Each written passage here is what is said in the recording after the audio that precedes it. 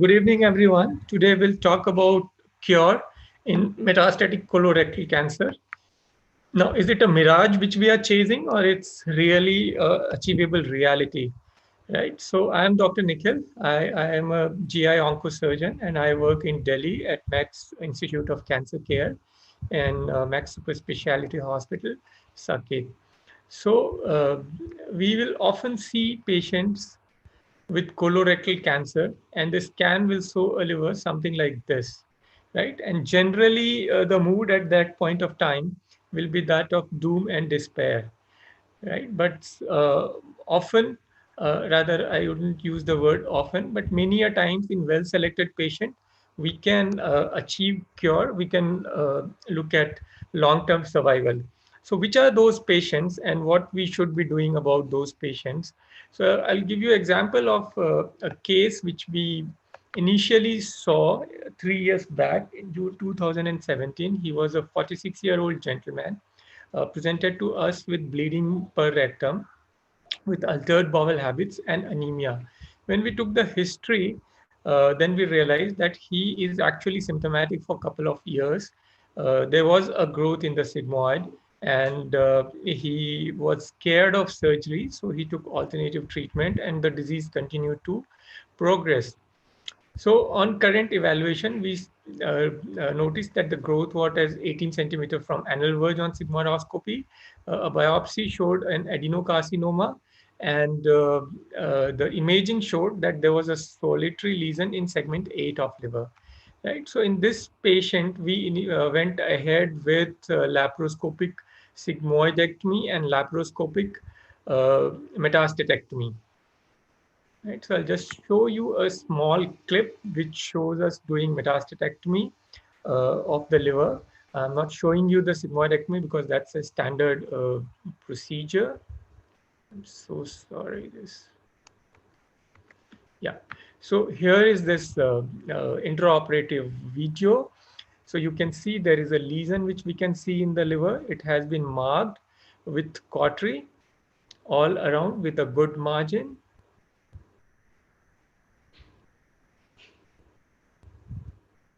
So the capsule of liver is also scored and deepened with cautery. And following this, we have to use CUSA and clips to do the liver resection. We can see it's almost like a crater on the moon. So we've resected that metastatic lesion. We can see clips at the base of and in the sides of the resection margin. And we'll also see we have removed the metastasis completely, right? So once we have done this,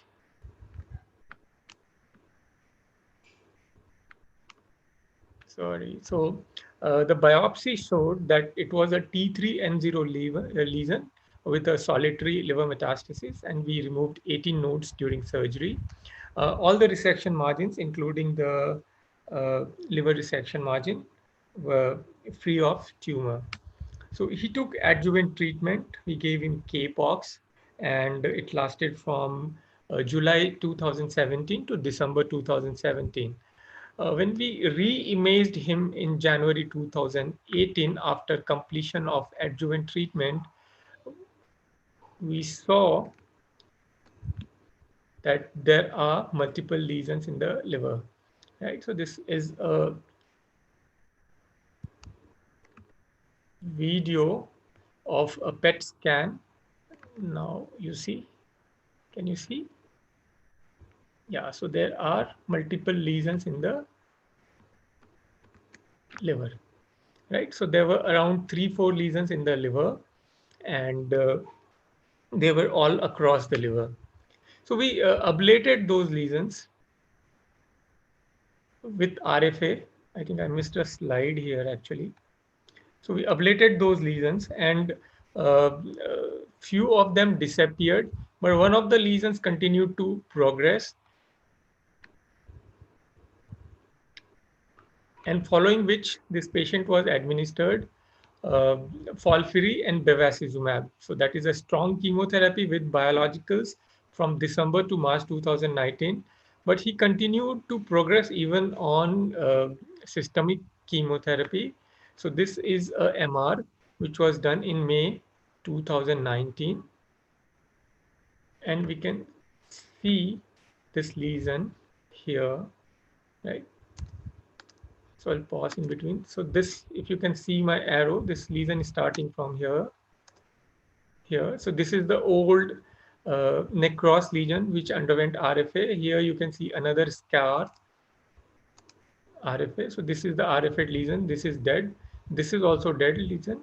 But along this, you can see slightly whitish. That is the lesion which is going towards the hole of left portal vein. Yeah. So it's going up to here, right? So this was the MR following chemotherapy. Right. So the report of the MR showed that there was a large growth in segment 8 and 4 and 2 and 3, right? And it was infiltrating left portal vein, middle hepatic vein, and left hepatic vein. And as I showed you, there were previous metastatic in segment 5 and 8, and there was an RFA lesion in segment 6 and 7.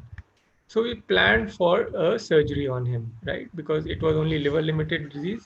And by doing a modified extended left hepatectomy, we can remove the lesion. So this is intraoperative photograph, and you can see the liver lesion, which is extending from here to this region. And then we are proceeding with resection. So it's a modified extended left hepatectomy. So an extended left hepatectomy will remove left side of liver and half of the right side of liver, right? So segment 5 and 8, and here segment 2 and 3.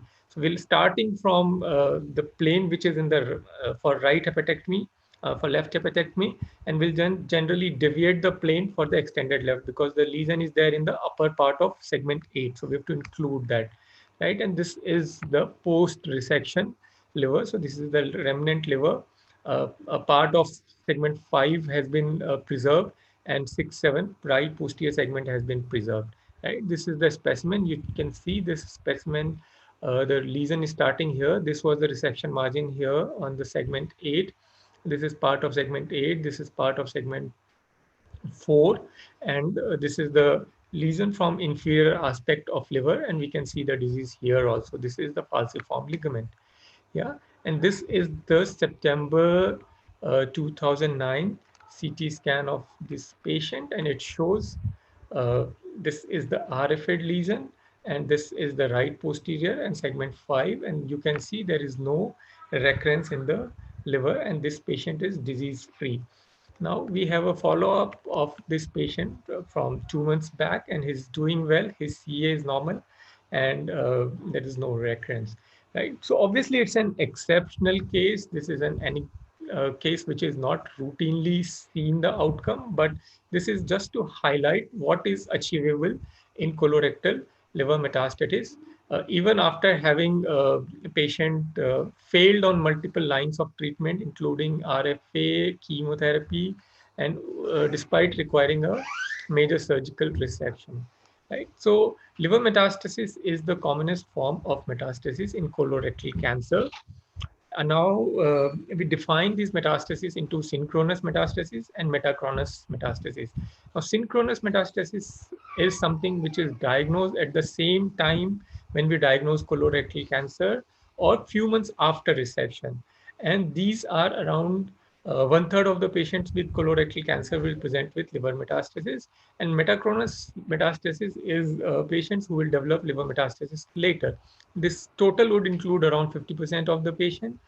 And of these patients, 1/3 of the patients will have metastasis which is confined to the liver, which means these are possible potential candidates for resection. Now, again, there are a lot of challenges there also, which patient to resect and which patient not to resect. But we should very diligently look at the possibility of resection, ablation in all these patients, because see, if we don't treat these metastases, the survival is very dismal. So if you look at the historic series, because now most of the patient would be treated, most of the patient would get chemotherapy, the median survival was around 6 to 12 months. Now, with chemotherapy, in these patients, generally we can achieve a median survival of 1 to 2 years. And this is from patients, obviously retrospective series, patients who underwent chemotherapy, but on imaging, we means the study thought these patients were resectable. In those patients with chemotherapy, we could achieve a survival of 1 to 2 years. Obviously, these numbers are little higher these days because this is the older study, and we have biologicals and some other agents which have improved survival. Right now, why do we aim at cure? Why do we do that? Because we can achieve a cure rate of around 40%, not cure exactly, 5-year survival rate of 40%. Some of them will relapse even after 5 years. So the long-term cure rates are lower, but 5-year survival rates with colorectal cancer metastasis, which are resectable, is close to 50%. And if we push forward our frontiers of resection, we can achieve that. However, we have to remember that tumor biology is a very important prognostic factor, and we have to choose patients who are likely to benefit from such aggressive approach. And then we have to have a personalized approach for these patients. Now, whether in these patients, do we need biopsy confirmation before starting treatment? Answer is no. If there is a strong suspicion of the liver lesion being metastatic, we don't need.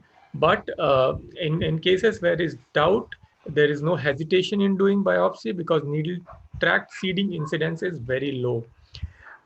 Again, why should we resect? I've told you we can achieve good survival, and in good centers like us, which do high volume of such surgeries, the operative mortality is less than 1%. And of all the treatments available to us, liver resection is the only treatment which is associated with long-term survival. Now, if you look at the survival curve, right, all of us know this Kaplan-Meier curve. So if you look at the survival curve, we can see there is survival like drops off rapidly till 5 years, and after that it sort of plateaus. And even at say 10 years, we have something around 30% survival, which is around 50% at around 5 years. So we can see this 5-year survival is around, depending on the study, depending on how old the study was, 40 to even 60%, and 10-year survival is close to 40% in a recent study. Now, how do we work up these patients, right? So for synchronous lesions, we'll find these patients when we image these patients for resection. So either patient would have undergone a CT scan or a PET scan, and that would have shown us the synchronous lesion in the liver. In metachronous patients, we would have diligently followed these patients because all the colorectal cancer patients who are operated, who are resected, are diligently followed up, initially 3 monthly, then 6 monthly, and then annually. So we follow them up with CEA and imaging. And the idea is to pick up these lesions before they spread widely. So we pick up these lesions when they are pretty small. And a CT is a good modality, or PET is not always recommended, but it's good to rule out extrahepatic disease. And if there are small lesions or patients who have fatty liver or patients who have received chemotherapy, MRI is a good modality. And generally in patients with colorectal liver metastasis, we'll always do MRI at baseline and before resection after chemotherapy. So I'll tell you later which patients we are going to resect upfront, which patients we are going to resect after chemo, and which patients we are not going to resect. Now, what are we looking at when we image these patients? Obviously, we have to find how many, where they are, and whether they are close to middle hepatic vein, right hepatic vein, left hepatic vein, portal vein, hepatic artery, biliary structures, and we have to also find whether there is an extrahepatic disease. Now, whenever we talk about liver resection, we have to find out the future liver remnant. I'll be talking about it a little more later. Now, what do we do if we have extrahepatic disease? Obviously, that generally portrays a poorer prognosis, but in selected patients with limited disease, we can go ahead with them, and we can get not very good, but meaningful survival improvement, right? So there are some prognostic indicators for these disease. So obviously, what was the stage of the primary in metachronous disease? What was the disease-free interval? The longer, the better. If it was a well-differentiated tumor, it's better. If it was a poorly differentiated tumor, it was bad. How many? What is the distribution? So say there are 5 lesions, but they are all on the left side, and we can get away with the left hepatectomy. They are more amenable, but there are 5 and they are spread across the liver. The things are more difficult. CEA level, any extrahepatic disease, and what happened to the resection margin. So based on all these things, Fong Y has developed a score which is called as clinical risk score. It includes 5 factors, which includes N status of the primary, the disease-free interval from recurrence, then how many metastases are there, whether any metastasis is more than 5 centimeter, and whether the CEA is more than 200. But we can see that long-term survival depends on this clinical risk score. The less the CRS, the better the long-term survival. But again, we can see even in CRS of 5, we can achieve a long-term survival of close to 15-20%. That is the survival which we achieve in a resectable pancreatic cancer, which again gives you a survival of around 20%. So even with a CRS of 5, we should resect these patients. We should aim at cure, right? So which patients are resectable and which patients are not resectable? So the bottom line is ability to achieve R0 resection, so that we should be able to get rid of all the disease, right? It's not, we should, there is, disease should not be left in the liver. And obviously the patient has to be fit. And for resection, FLR is a major thing. Initially, there were some studies which suggested that more than 4 metastases were a contraindication. However, now we don't consider any number of metastases as contraindication if we can achieve an R0 resection with not only surgery, but also by combination of multiple modalities. I'll talk about it later, which include RFA and microwave and downstaging and neoadjuvant chemotherapy and staged resection. So these are multiple tools in our armamentarium which will help us achieve R0 resection. So one of the important concepts to understand is future liver remnant, right? So it means that what is the proportion of liver which is going to remain after we have done the surgery. So normally in normal liver, we aim for something 30% of the liver should be remaining after surgery. But the liver, if the liver is bad, say because of chemotherapy or steatosis or steatohepatitis or cirrhosis, this number is higher. So for steatosis, it could be 40%. For cirrhosis, obviously I'm talking about childless cirrhosis, this number is 40 to 50%. Now, when we have FLR, which is less, right, which is not fitting the numbers which I just told. So then there are ways in which we can increase the FLR, and there are multiple strategies to that. So again, we have to choose the tool depending on what we have there.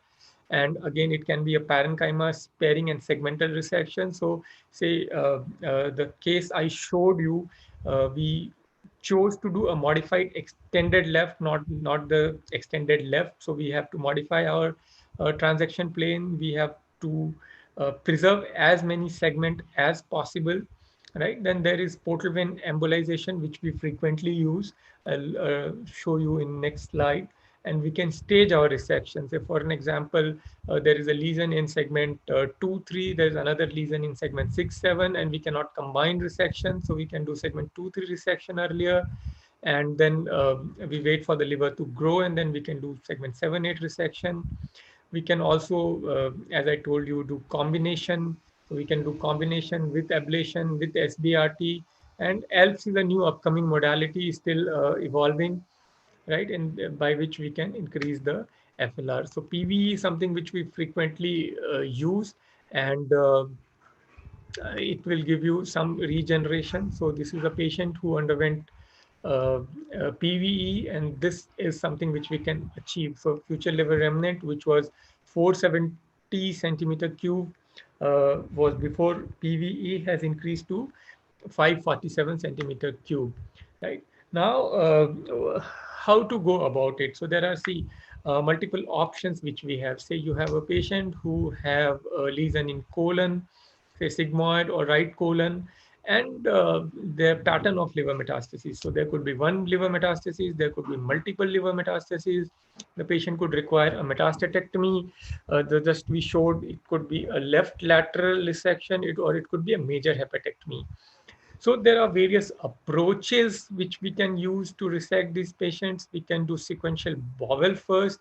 So it means that you first resect the bowel, you give chemo, you resect colon, you resect liver, and then you give chemo.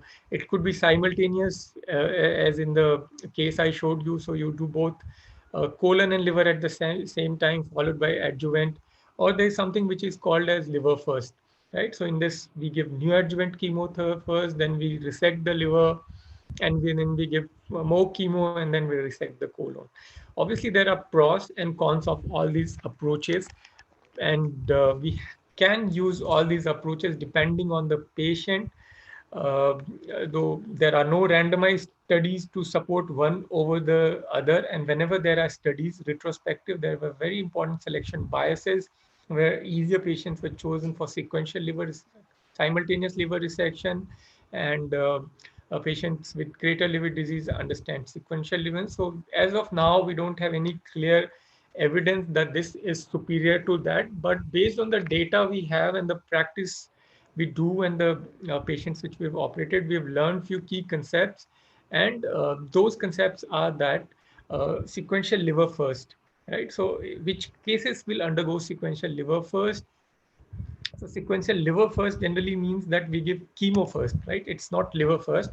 So we give neoadjuvant chemo followed by liver, followed by chemo, followed by colon. So this is called as liver first approach, right? So there are a few prerequisites for this patients to undergo sequential liver first. The primary has to be asymptomatic. Say for the example, if the primary was bleeding, or if the patient was obstructed, or the patient is having severe pain due to the primary, obviously sequential liver first is not an approach we would take. So it's an asymptomatic primary. And the liver lesion has to be large, not a very small lesion. So there is the liver lesion is something which we are trying to downstage, and it's borderline resectable, or if there is any doubtful resectable extrahepatic disease, right? So if we have say a lesion in lung also, right, solitary lesion in those cases, and if there is a liver lesion which is large enough, and if we do colon first, and if we wait, right, then the liver lesion is likely to be unresectable. And second, if the surgery of colorectal cancer is complex, right, say there is ureteric involvement in a sigmoid tumor, right, in such patients we first downstage. So giving chemo first will downstage both the liver as well as primary, and probably the surgery is going to be easier with a better outcome. If there is a complicated primary, if the patient was bleeding, or if the patient was obstructed, and there is a liver lesion which is not operable simultaneously, obviously then sequential colon first is the approach we'll take. Here the colon is resected first, followed by chemo, followed by liver, followed by chemo. Now, simultaneous surgery can be done in patients whose good risk surgical patient, where there is a small liver lesion, and colon surgery is straightforward, right? So such patients can be done simultaneously. Obviously, there has to be both surgery shouldn't be complex. It shouldn't be a major liver resection with a major colon surgery, right? In those cases, we can take a simultaneous approach. Now, what do we do when we have extensive bilobar metastasis or unresectable metastases? So we have strategies to that, right? So we first have to find out if there are more lesions which we can do on CT. I would prefer to do an MR in such patients. And then we have to look for conversion therapy. So obviously conversion therapy means neoadjuvant chemo, and then we have to downstage these patients and then operate them. And we can combine multiple treatment modalities including RFA, microwave, SBRT, and stage surgery. Now, obviously, we have to have R0 resection, And the data suggests that if R0 resection is not achieved, the survival are going to be poorer. But initially, as we knew that classically 1 centimeter margin was sought, but now we understand that any R0 resection is R0 resection, irrespective of what exactly the margin was. So this is again just to depict what is parenchymal sparing surgery, what are the advantages of neoadjuvant therapy. So we can see in this lesion, after giving uh, neoadjuvant chemo, we can achieve a better resection, and sometimes we are able to save significant parenchymal volume, right? And in unresectable patients, also by giving chemotherapy, we can achieve a response where we can resect those patients and get away with a R0 resection. So this is called as convergent chemotherapy, as exemplified by this image, right? This patient was unresectable to start with. We can see there is a lesion in the right posterior, which wouldn't come out with even with like a right hepatectomy. We have to do extended right. There's another smaller lesion here, and this is the conversion following chemo, and then this lesions become uh, uh, this lesion becomes resectable. Now, what do happen like if the patient has shown regression in the tumor? So what do we do? So sometimes this tumor will regress, some of them will disappear. Now what happens that when they disappear, close to 50% of will have microscopic disease, mostly in the center. The shrinking margins are generally tumor free, right? So whenever we look for conversion, we will resect the residual lesion. We don't go resecting the original parenchyma where there was disease. Another concept is that we can use fiduciae, right? So these are small metal markers which we will place in the this liver metastasis, so that we are able to resect these metastases even after they disappear after chemotherapy, right? But we generally do that for lesions which are deep in the parenchyma. We don't do that for lesions which are on the surface of the tumor, because surface of the liver uh, lesions will have scar even after shrinkage. So we go ahead and we resect the scar area, right? So we'll place fiduciae sometimes in patients in lesions which are deep, and after chemo we'll resect that area. Obviously, oxaliplatin as well as irinotecan, which are given in these patients as part of FOLFOX, FOLFIRI, or FOLFIRI, will have significant hepatic steatosis or liver toxicity. It has been shown to increase complication rate with higher, longer hospital stay, but obviously that doesn't increase the mortality, right? And as I told you, if there are extensive disease, we can combine multiple modalities, including resection, RFA, microwave, SBRT, stage resection in an approach to achieve cure. And in patients, sometimes these lesions will recur.